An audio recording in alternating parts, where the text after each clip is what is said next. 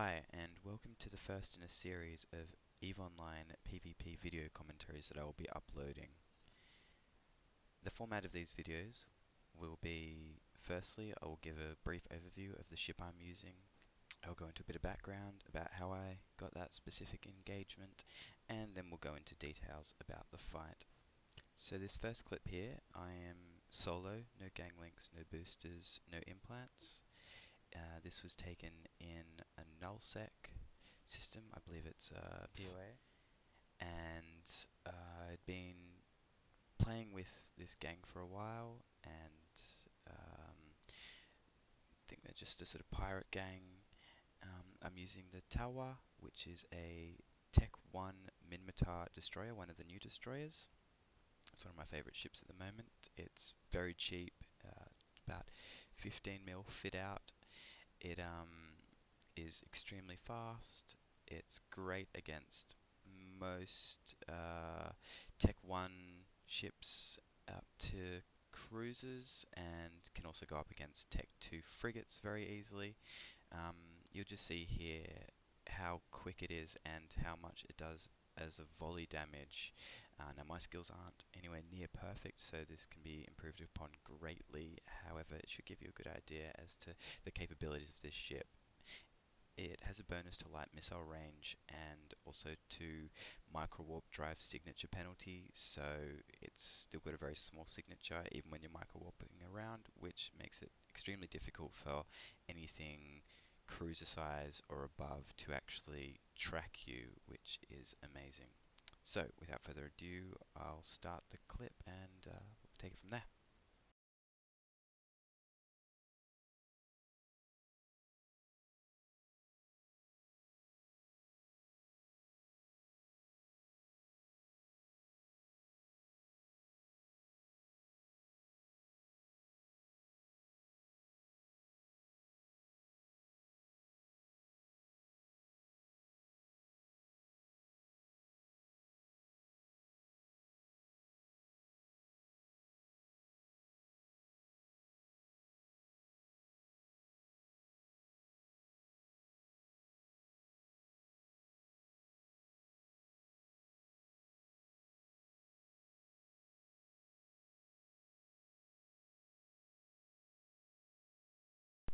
Okay, so now let's look at it in a bit of slow motion and go through some of the points of the fight quickly.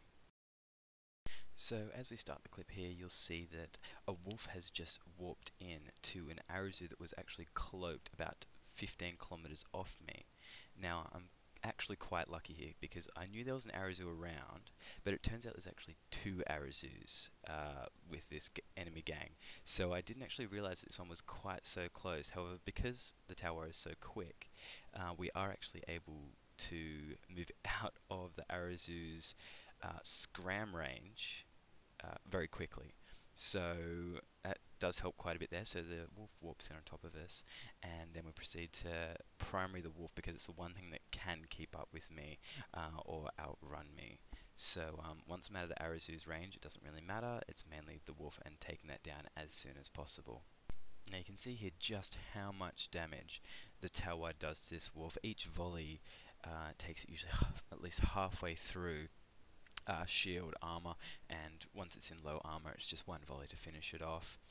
Now, you see, the wolf actually doesn't understand how dangerous the Talwar is, and initially comes straight for me, but then after a volley or two decides to turn around. So we try and turn here to keep up with it. I am actually very lucky that it doesn't manage to warp off before, because I wasn't able to keep range or catch back up to it to actually tackle it again.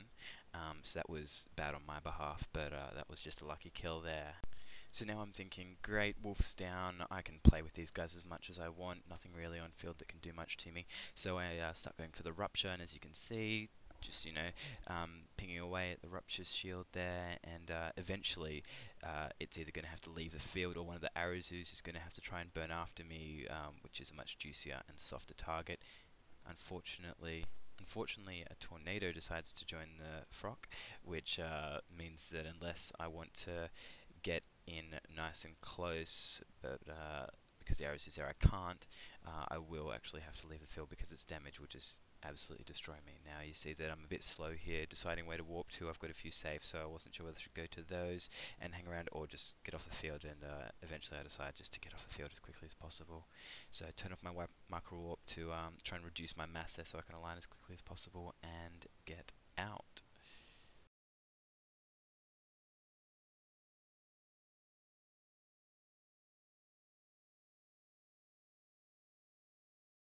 Now for those of you interested, I will just throw my fit up on screen here so you can see it. There it is. As you can see, just a full rack of Alabar light missile launchers. This is because firstly it gives you some nice range on the missiles that you have. Secondly, I don't actually have Tech 2 light missiles trained. I'm training for them currently, but you can actually drop in the Tech 2 light missiles if you'd like, with some minor changes. You do have to change the damage control out, I believe, to something a bit smaller. Your damage does go up by at least about 50 DPS though, so it's definitely worth it if you're willing to trade some of that range for higher damage. You can still hit out to about 45 Ks, I believe, with Tech 2 missiles though, so that's not too bad. Anyway, I hope you all enjoyed this video. Please let me know of any improvements I can make, things you didn't like in the comments below. Like it if you do, so I know to continue doing these or not. And I'll catch you in space.